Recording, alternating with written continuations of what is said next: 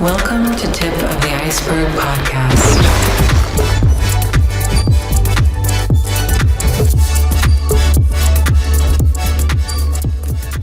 Welcome everybody back here at just Tip of the Iceberg Podcast. We're here with one of my great friends. We've become really great friends the last few years, but it's Dean Jackson. He's the expert in marketing and lead generation. He's the founder of GoGoAgent. He's the co-founder of 90 Minute Books and the owner of New Information. He is also the co-host of ilovemarketing.com podcast with Joe Polish. He is the author of Breakthrough DNA, the 8 Profit Activators, where he shares ideas on how to accelerate business growth regardless of the situation. I say all that to say that he is a marketing guru, and that's how I explain him and you to all my friends and anybody that's within our business. You're a guy I've looked up to in marketing, and really excited about today. This is a big day, and glad to have you on. Glad you're able to stop by. But I can't wait to hear what I'm going to say. Yeah, me too.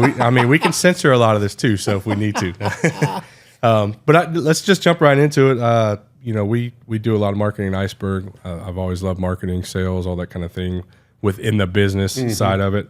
And who better to have on than you? So, we'll start. We'll break this down. We'll go in some of the history and and then present where you see marketing and within the space and within business and then where maybe it goes in the future.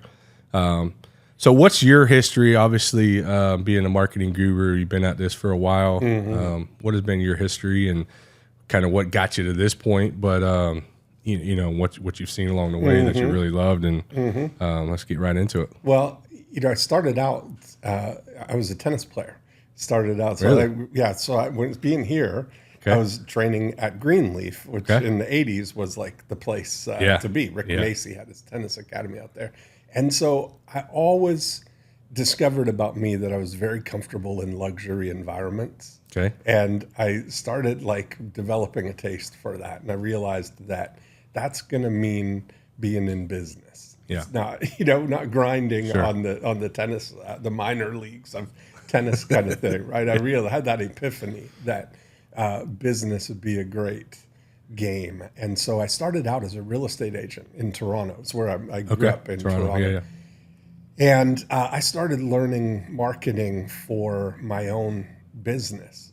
I started out as a cold caller. Okay. I would make 100 cold calls a day, and it worked. Yeah. I was good at it. Yeah. But it was zero leverage, like being on a hamster wheel. Okay. And as soon as you get off the phone, nothing's working, right? It ends. Yeah.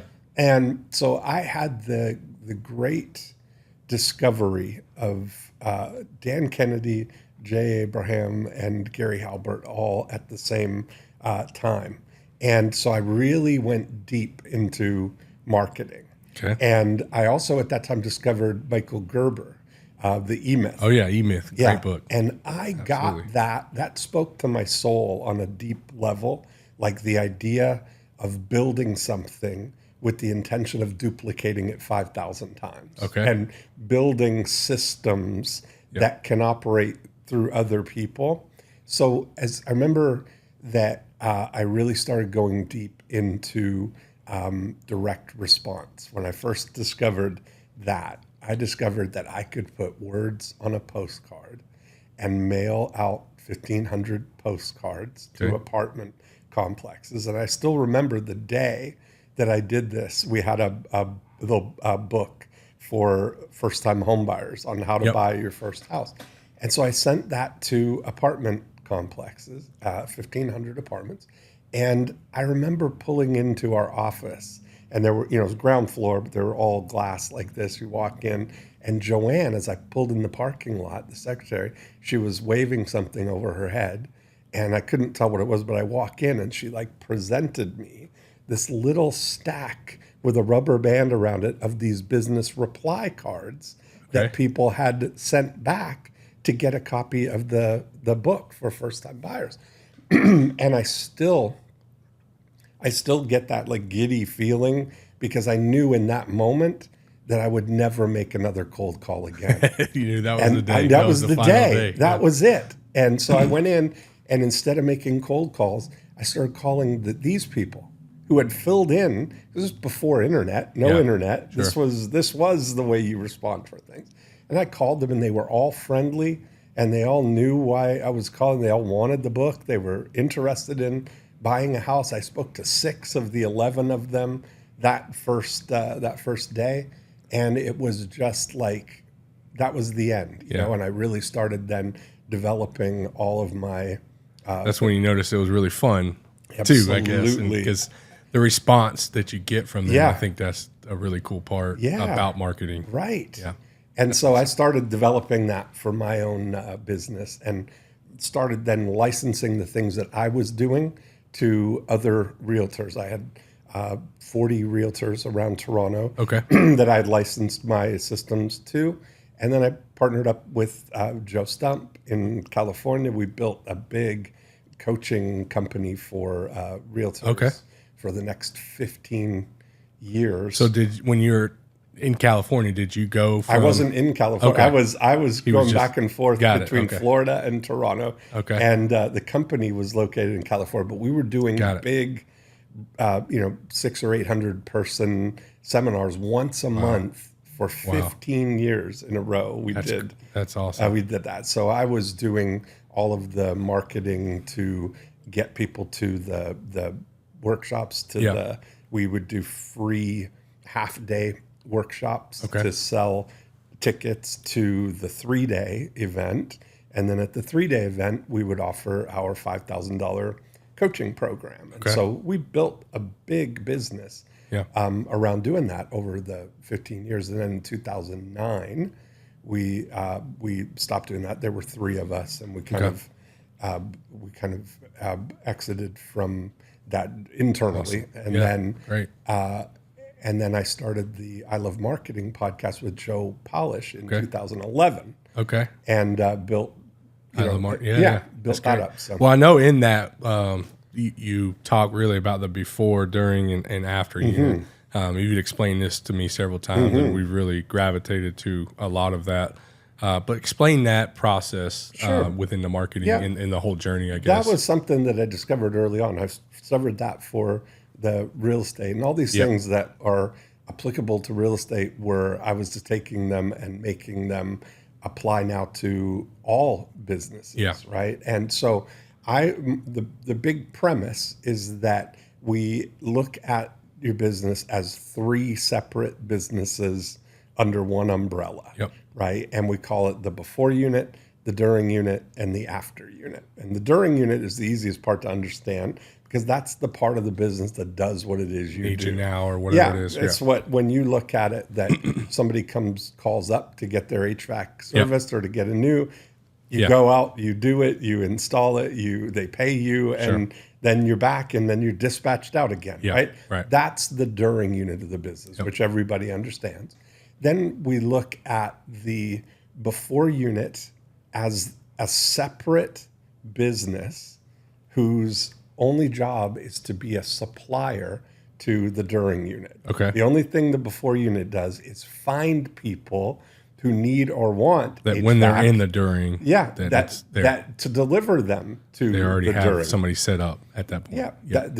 That so you're finding people. It's all the discovery of that. And then the after unit is about nurturing lifetime relationships with all the people that you have helped. That you, as soon as you go into a house and you plant your flag, you've heard me, I try and encourage you to think about this as climates under management. That you treat all of every time you're in a house and your sticker's on the furnace, that it is a climate under management.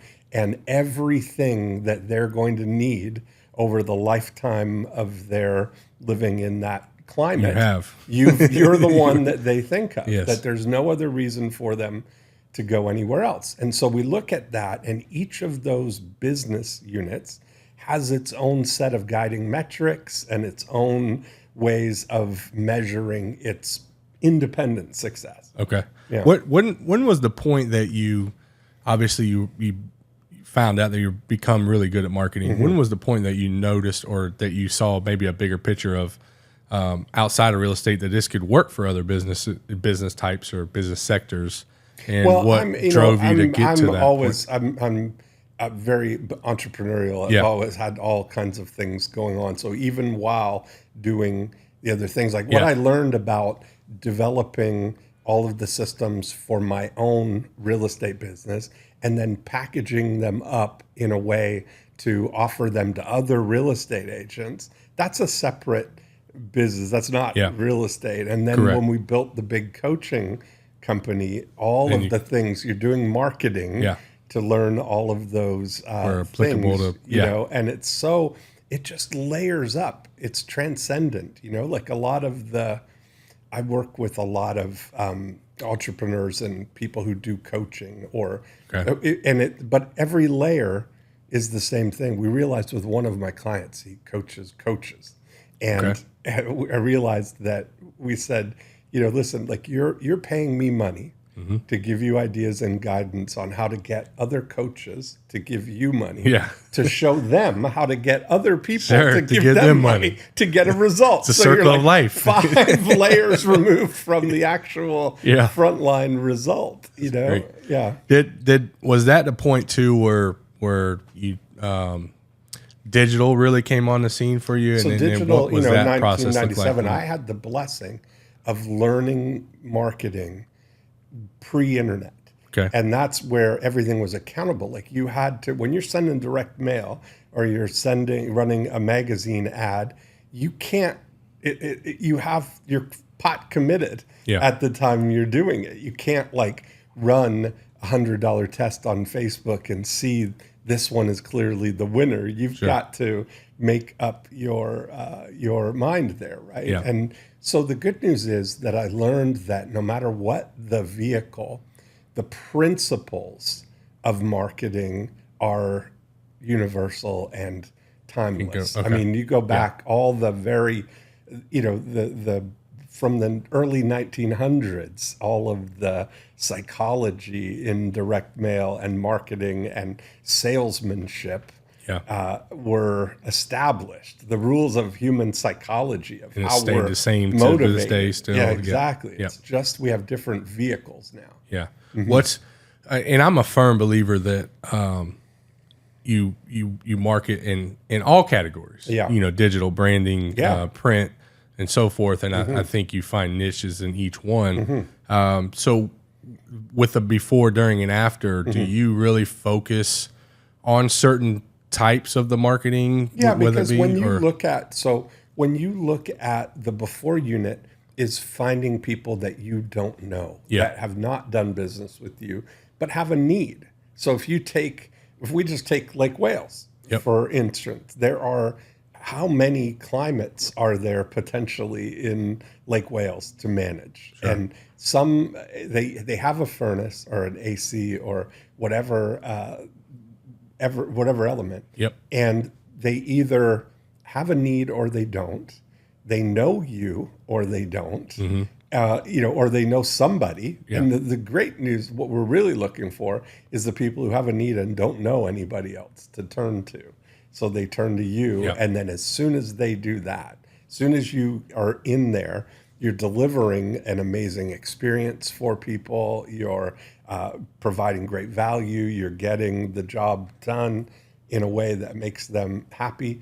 Then you're nurturing those lifetime relationships with them. When you know who those are, you know, if you've got, 20,000 climates under management in your whole trading area right there, that you can speak directly to those people through mail, through email, direct communication with them. Do you feel that it's more important to capitalize on, even though it might be a smaller number of your clientele, with the whole journey of before, during, and after, instead of fishing out there for maybe a clientele that's too broad of an amount? Well, the worst thing that can happen is that, and it happens every day. The worst thing can happen is that you buy an Angie's List lead or a Home Advisor lead from someone who you serviced 2 years ago. Yeah. That's the word. Why? That's so stupid. Right. For less than the cost that you paid for that lead,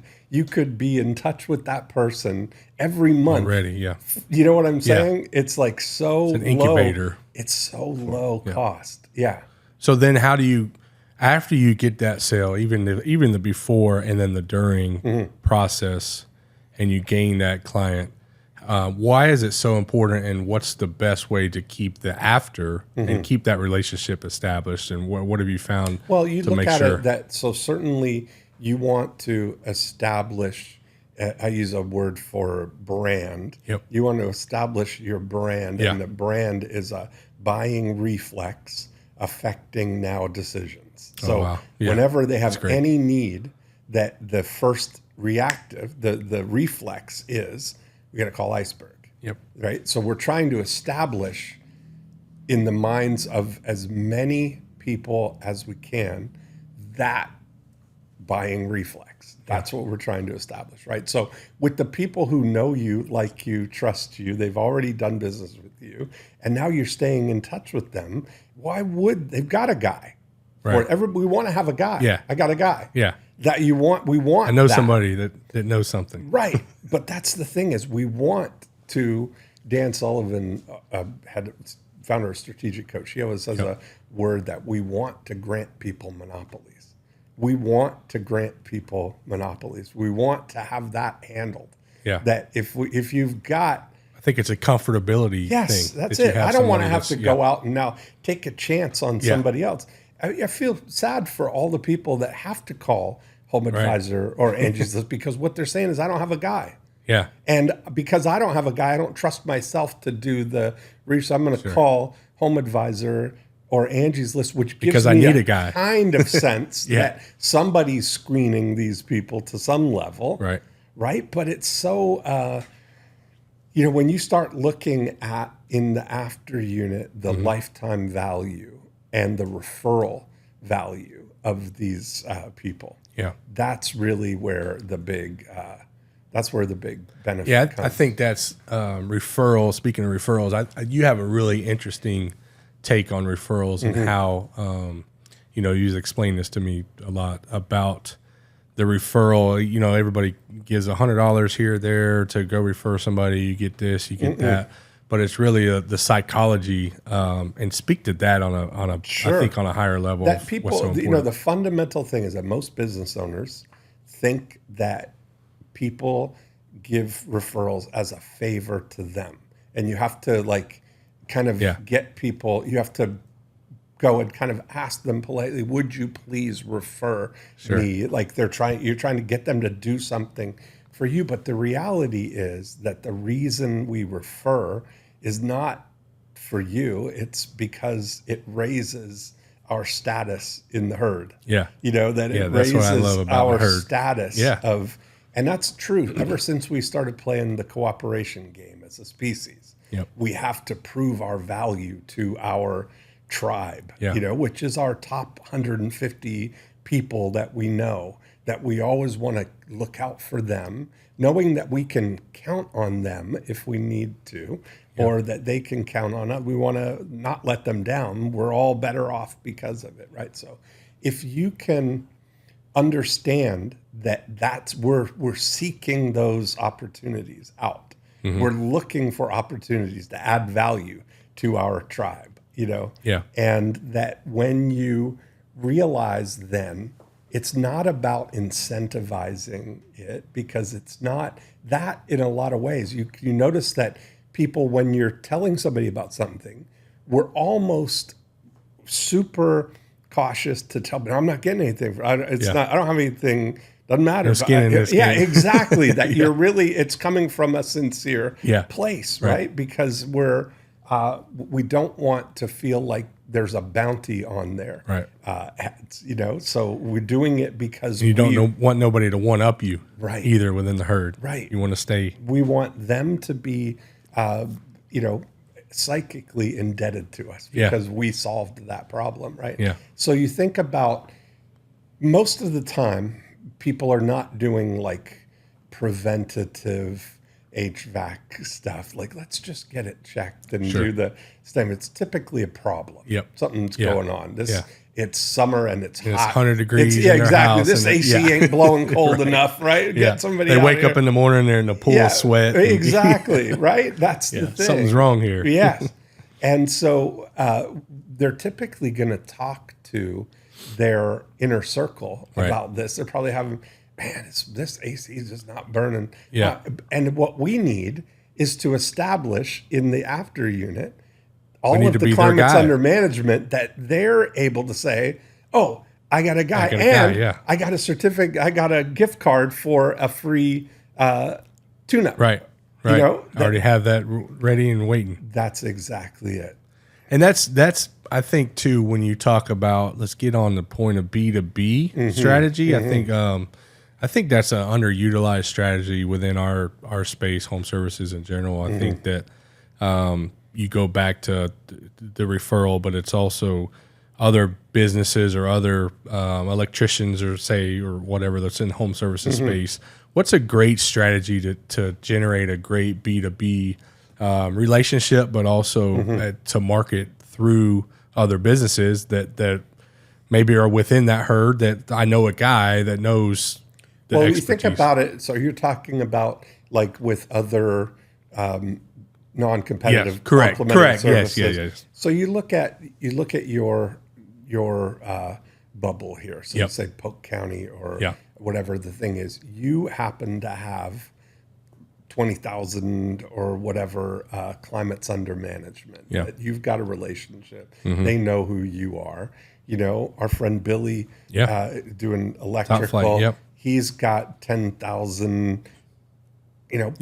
panels under Sure. management. Right. In that same thing, there's probably an intersection, but there's probably a whole pool of those on both sides Yeah. that they don't know him Right. and you don't know their Right. people. Vice versa, and yeah. if there's a way to complementary, like if you elevate your let's see, advocacy Yep. for them, if you elevate your advocacy to a level of not only the climate, but if you think about it as homes under management, Okay. Yep. that anything that goes wrong or needs to be done in that home, that their first thought is you, Right. I need, Something that you can. if we need electrical, we need something that's the thought, and that's kind of I think that's part of the herd mentality as well. Like I believe your network is only as good as your net worth is only as good as your network. So the more you can network and have, I'm going to tell you, I think I've probably mentioned the one-to-one future to you. Yeah. Have you read it Yeah. yet? No. Yeah. Oh, you did? Okay. I'm in it. I Okay, haven't you're in finished it. Okay. And I told Billy. You told me a while back, and then you got on to me a couple weeks ago that I didn't, Tommy, so I had to get it. Yeah. This is the thing, because I tell everybody, and I told Tommy Mello Yep. to read it. Of course, Tommy he read yeah, it, that and day he's probably. taken action, and he's already, Yeah. has a thing that could triple Right. their volume because of it. And he Yeah. was shouting that out the other That's day. right. But Yep. He I was. said that lit a fire under Billy, because I gave Billy the Yeah. book, Wow. to read, and he hasn't. Yeah. He took a picture on his way out to Las Vegas. Where did Yeah. he just go to? Las Vegas. Yeah, he took a picture on the plane. He said, "I'm gonna in read it it on the now." way? Yeah, Good, yeah, good. exactly. Yeah, that's going just more you can network with the right-minded businesses and Yeah. people. I think that only elevates the marketing strategy. Yeah, that I think that's it. I think at that point too, it's almost like free marketing, because you're getting leads come from relatively that are really good compared quality to- leads usually yeah, too. compared to no competition. Yeah. Usually the only one compared to, what's the average Angie's lead or home advisor lead now? Angie's it's about 60 to 80, and it fluctuates bad. But the quality of Angie's is nowhere near.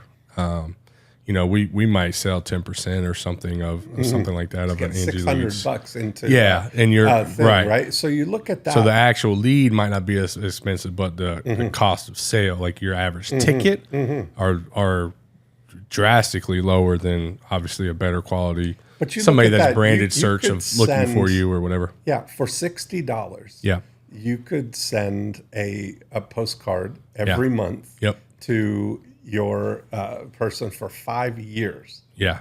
And all they have to do is just one time in between there That's to make the up point. for it. Yeah. That's what I say. Yeah, You know, we've it's really such a- increased postcards this last year, the different strategy. And we started by, I think you look at results and what drives the business. And we've seen that you can pull what's called Melissa data report, and we found our avatar. I think that's the key within building a lot of marketing strategy is find out who your avatar is, who your customer base is, and what they like, what they enjoy. And we found, actually, this was actually a stat that was kind of pretty cool for me to see, that 90% of our customer base is they open mail. They actually look at mail that's delivered to their house. Everybody does. So yes, well, it was just a high percentage. I was thinking it was going to be a lower percentage because a lot of people, if it's junk, they just throw it out or whatever.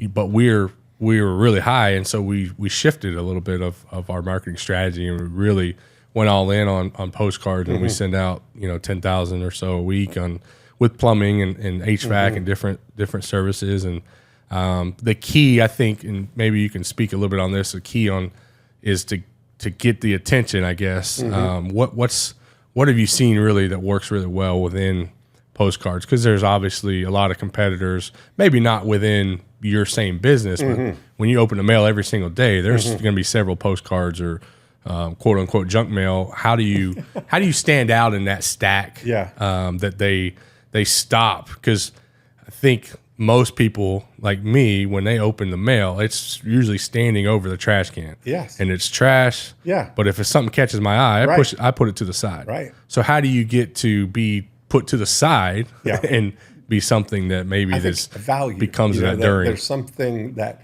you tap into, that they do have a need or a curiosity or a desire for something. Yeah. And that's all you can really hope for with the direct mail, but making it super easy for them to respond for something. Do you feel? I've always felt that you could be too wordy. Colors matter a little bit, but the ones that there's so much going on there, and there's letters and words everywhere, I feel like that's not what really gravitates to a lot of people. You got to have some kind of either an offer or something that really stands out. You do have to have that. I feel like sometimes a little bit less is maybe more on that, but you've got to have a headline. I mean, the argument over short copy versus long copy has been settled forever. Long copy always wins. Always. Yeah. And people say that, too many words, too much. But listen, I look at sending a postcard as, if you really look at the history of the Postal Service, right? And you look at this, that we live in a country where you can hire a uniformed government employee to deliver a message to a protected box that only they have access to. And for $1, or whatever it is. And so we look at sending the postcard in lieu of you. That the whole reason is we're sending a message to somebody, right? And I say to people, would you look at your postcard, and if you were to knock on the door of the person and they answer the door, would you say what's on that postcard if they answered the door? That's the mindset that you want to have. That's is good. That what would you say to them if they were standing on the door? Because that's what you're really doing. Is you are delivering, you're using that postcard to deliver a message to them. So you'd have to think that the first words out of your mouth have to capture their attention, right? They have to clearly understand why you're there. And then they're leaning in to hear more. And then you got to have something for them to do, a call to action for it, right? And that part of this thing is, if you look at it, that if you make it look like news or look like valuable information, not like an ad, that's kind of what gravitates. That's what we want. You want the psychology get of the message communicated to them. Yeah. let's get into a little bit of maybe where you see the future of marketing. One thing we've really seen in our home services space is a lot of big conglomerates, big PE firms, big groups buying up a lot of businesses. One thing that's really done, probably more than anything that I've noticed, is it's driving the cost up, especially on the digital side. They have endless amount of budgets, and they can just pour a ton of money into digital and PPC and all those kind of things. What's a strategy to combat that for maybe a smaller company or somebody that can compete, that you found or that you see that is really successful? Because I think there's different ways to go about it. What do you think? Well, you definitely need to have a multiplier mindset. Okay. And that starts from the moment that you are serving somebody in the during unit, to have a system that is recognizing and capitalizing on additional opportunities that you have and future opportunities. Like if you go to the dentist, you go in with a new dentist, first thing they do, they take all the x-rays, they do the exam, and then they lay out like, this is what it would take to get your mouth to perfect kind of thing. The whole, okay, you don't have to do this right now. But you get a sense of what it is, right? And so if you have, I think the intake of new clients with an expectation that you're going to nurture that lifetime relationship with them, that you look at over a 10-year period, certainly they're going to at least have to replace many of the components, or there's other things. Anything that's going to go, anything that's going to go wrong in your mouth, with that in your mouth, or in your climate, or in your HVAC, or with your electrical panel, or your plumbing, all of that stuff. So having those relationships, establishing that is an amazing competitive advantage. That you entrench yourself. That's probably that. I mean, that's why going back to the before unit is so important. That you already have that client that you really, I mean, I don't know, correct me if I'm wrong, you really want to get to where they're not even looking on the digital space. And if they are, they're searching you. They're searching your brand because you've already had that relationship. Their inbox because they get emails from you. Okay, great. Because you've already established the relationship. So that's great. Do you see, everybody's, I think, in the world now is talking AI, this, that, how can you use it as a tool? I think that's what it is.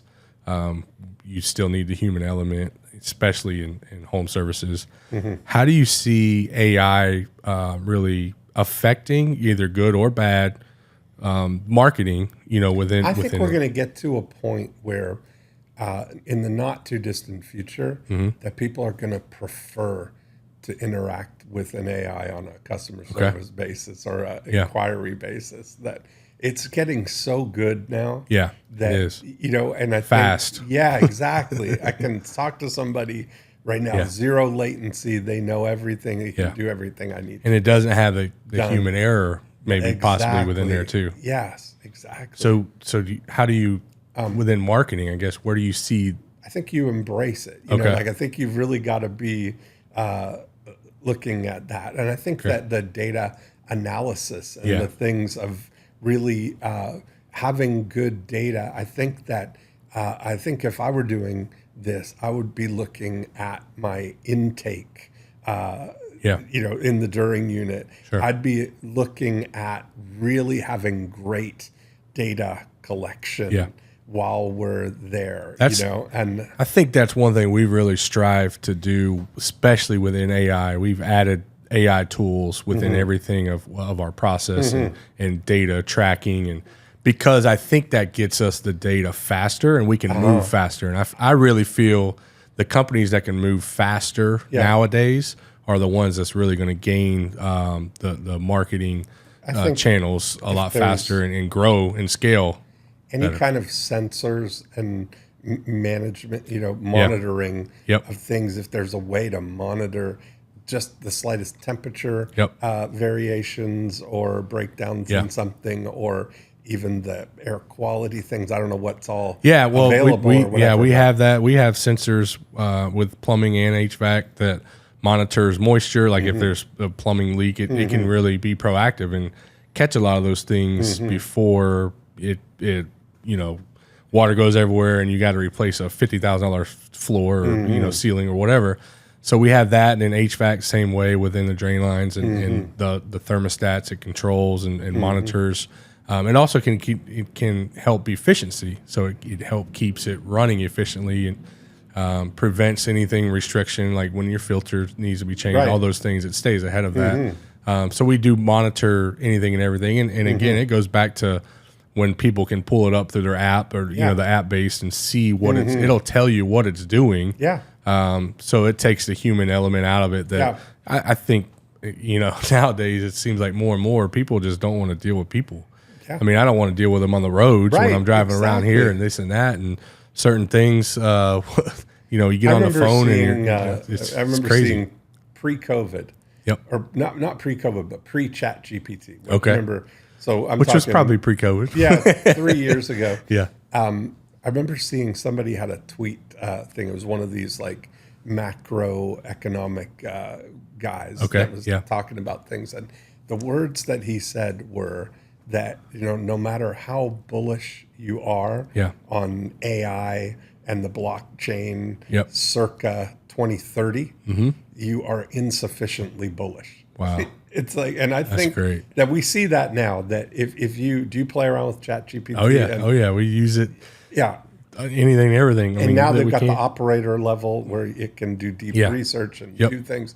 We're seeing a taste. We don't even know how this is going to affect everything. But it's still in the early phases, I think. And I think we're wrapping our minds around it. But, I think the early adopters of it and the ones, the companies that do have it and use it as a tool, it can only increase, especially, I mean, right now it's still in the early phases, but it's increased productivity of the business already, and that's only going to get better and more efficient. But I think it still needs a human driving new ideas. Well, and I think with our business, I really like that we're not going to be having robots come out and work on your air conditioner and this and that. Maybe for a while. I mean, maybe it's around the corner, but I don't see it. And I still think with your home is your castle, and people within your home, a lot of times they want to make sure the human element to an extent is still there. And I think that we can, again, use AI and a lot of stuff to enhance the value, enhance that experience. We're gonna have to rewatch the Jetsons. But and who knows down the road? I mean, we stay on top of a lot of stuff, and there's nothing on the market yet. There's nothing that I don't see coming. Nobody's tested a demo on a robot technician yet or anything, but I'm not saying I wouldn't be against it, but we'll have to try it. Right, So you're exactly. right. If it can only, again, the end of the day, it's all about the customer. If it can only enhance the experience for the customer and the value, that's what you really want to look at, right? That's what you really want to look at. That all the things that are changing. Jeff Bezos always said this. Somebody said, what's coming in the next 10 years, and he said, I never pay attention to that. The question I ask is, what's not going to change in the next 10 years? Because that's what I can build. There's going to be more to change that doesn't. That what's not going to change in 10 years is the humans are going to want to be in a temperature-controlled environment, and we're going to want it to be cool when it's hot and warm when it's cold. And instantly. That's not going to change, right? And so if you just lead on that the only reason fundamentally that somebody would call is because it's not cold enough when it's hot, or it's not warm enough, or it's not fast enough, right? Exactly. And then, but the subtleties, you get the things of then the air quality is another layer of that, and the water quality. You think of all of the things, right? Creating a high performance environment, a protective environment for your and water quality. That's a key. That it's only getting a lot better. That we can really dial in, water from Fiji aquifer, quality water. And we can put that in your home now. So that's it. And hospital quality air. It's great. Yep. So what about yourself? What are some throughout your journey in marketing? What are some of your business or maybe personal? We love asking this question here. I really like the Mount Rushmore question. So, because I have a lot of mentors throughout my journey and so forth, personal and business. What are some maybe that you've looked up to or really helped you along your journey within marketing or within business that you maybe have? Yeah. So these go, all the way back to, like the founding people of psychology, because that's been the biggest thing for me, is there was a guy, Claude Hopkins, who's like kind of the father of direct response in a way. And he was, in the early 1900s doing, all these things, invented like the free,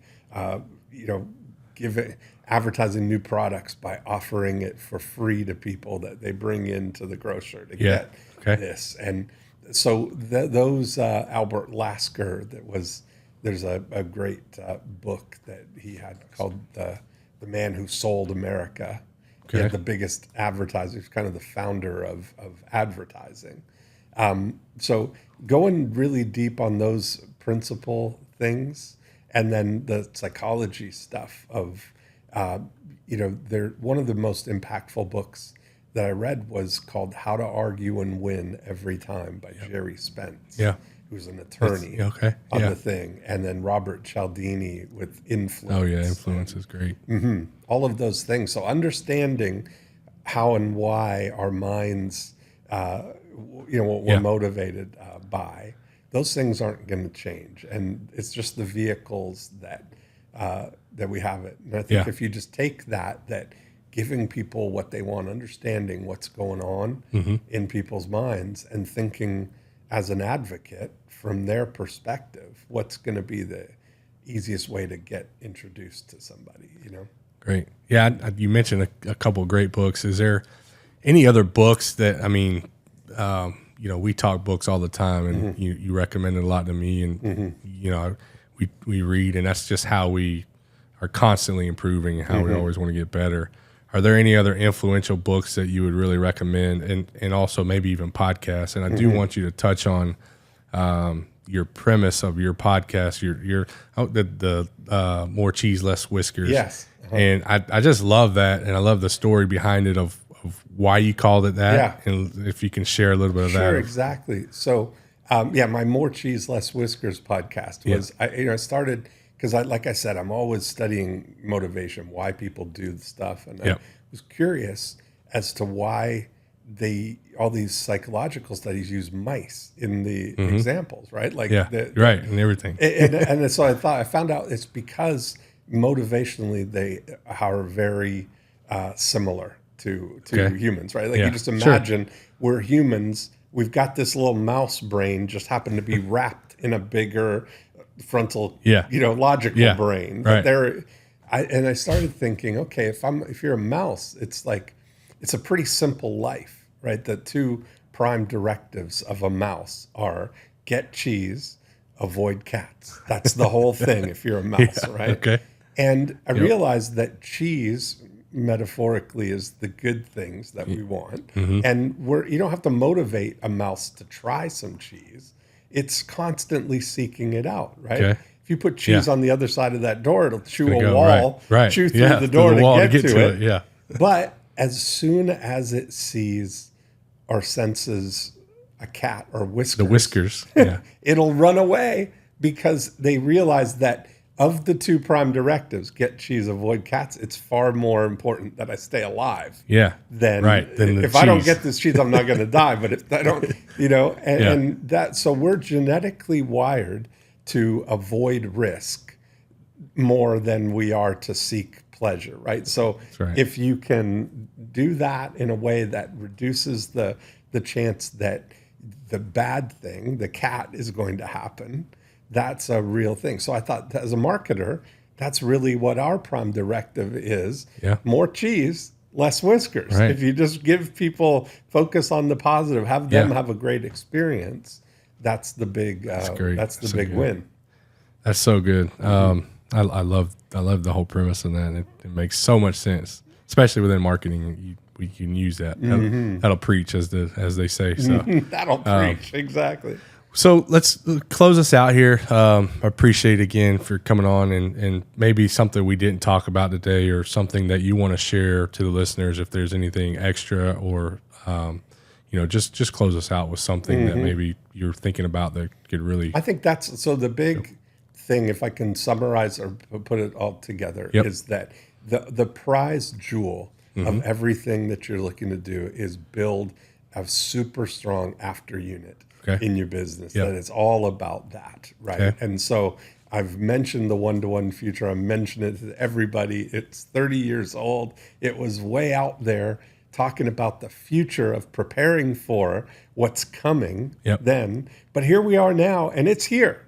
And it's super easy to execute the things that were kind of out there back in 1996, right? Okay. So I can't stress it enough to say that, to read that book and adopt that mindset that that's what you're doing. The whole purpose of business is to find new people, bring them through an amazing experience to get the result that you can help them get, and then nurture a lifetime relationship with them, drive all of the business to that. And most people are woefully underfunded and